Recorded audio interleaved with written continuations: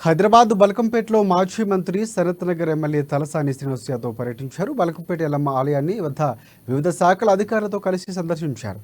ఈ నెల 9న జరిగే అమ్మవారి కళ్యాణం ఏర్పాట్లను తలసాని పర్యవేక్షించారు.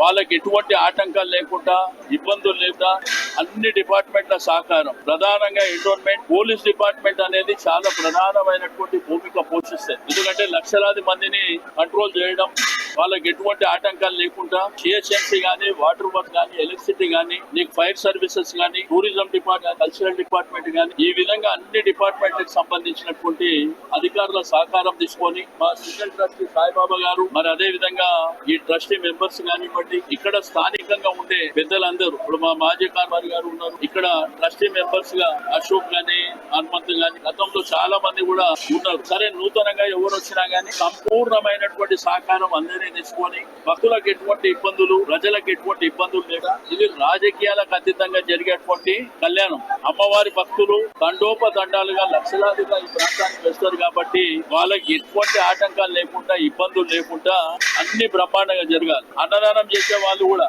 కొన్ని లక్షలాది